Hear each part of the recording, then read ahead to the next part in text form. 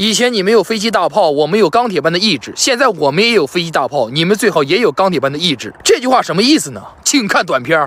长官不好了，鬼子率领大部队已经全面进入我国领土了。什么？鬼子那边装备怎么样？他们装备精良，来势汹汹，海军、陆军、空军实力均在我们之上呀。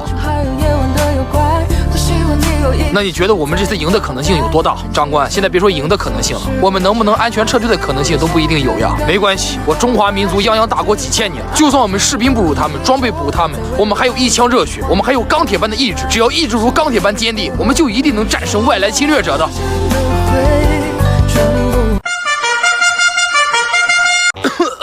兔子，你为什么把军舰开到我们家门口来啊？你说为什么？我们有一名士兵在你们境内走丢了，我现在要求开着我们的军舰进去好好找一找。